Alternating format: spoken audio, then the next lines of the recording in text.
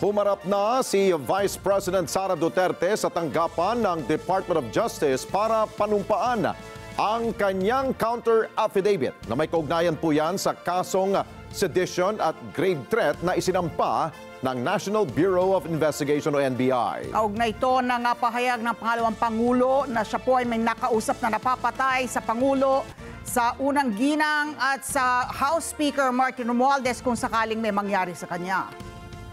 Kumpiyansa naman ang kampo ng pangalawang Pangulo na magkakaroon ito ng due process. Kunin natin ang live report ni Madeline Villar Moratillo. Mads. Ang pagpunta raw dito sa Department of Justice ni Vice President Sara Duterte ay para patunayan na handa siyang harapin ang mga reklamo laban sa kanya.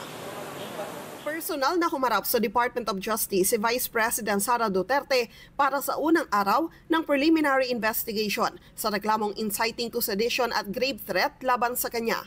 Patunay umano ito na handa ang Vice Presidente na harapin ang mga reklamo laban sa kanya.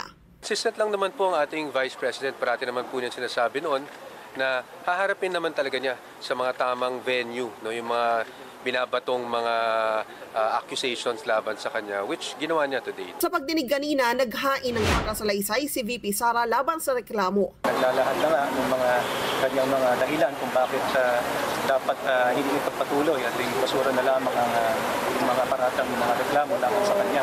Ang reklamo inihain ng National Bureau of Investigation.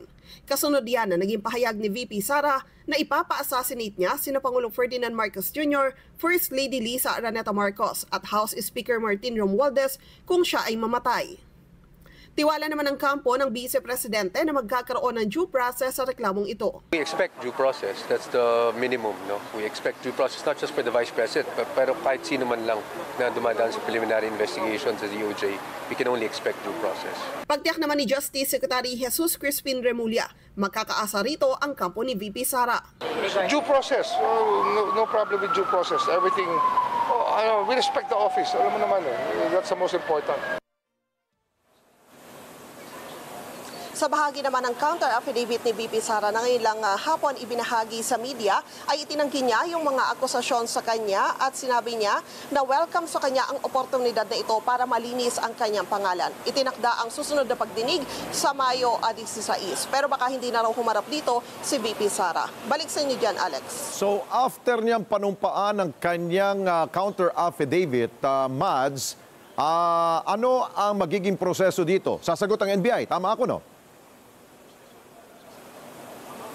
Yes, Alex, binibigyan naman ng pagkakataon yung NBI na sagutin yung kontrasalaysay na inihain ni VP Sara. At pagkatapos nun ay kapag nakasagot na yung NBI, bibigyan naman ng pagkakataon yung kampo ni VP Sara na sagutin yung reply ng NBI. At pagkatapos, kapag nakontento na yung magkabilang panig at nagsabi sila na wala na silang ihahain na anumang motion patungkol sa reklamo, ay saka naman idedeklarang submitted for resolution yung reklamong isinampa kay VP Sara. Okay, marami rin nagtatanong, Mads, ano ang pinaghuhugutan ng NBI para kasuhan ng pangalawang Pangulo? Meron ba silang hawak na matibay na ebidensya at meron ba silang mga nakausap na talagang ito ang plano ng pangalawang Pangulo? Alex, walang malinaw na pahayag yung NBI patungkol dyan. Ang pinagbatayan nila yung Zoom press conference ni VP Sara kung saan binanggit nga niya yung kanyang mga pahayag laban nga sa kay PBBM, kay First Lady at kay Speaker Romualdez. At noong nagsasagawa sila ng investigasyon dahil hindi nga humarap si VP Sara sa pinatawag na investigasyon ng NBI, ay may mga ipinatawag rin silang miyembro ng media at iba pang personalidad na nandoon sa isinagawang Zoom press conference ng Vice Presidente. So linawin nating, Mads, ang kinasuhan lamang ng NBI ay mismo ang pangalawang Pangulo, hindi kasama kung sino man umattend sa press con ng ating pangalawang Pangulo. Yes, tama ka dyan, Alex. Si Vice President lang ito.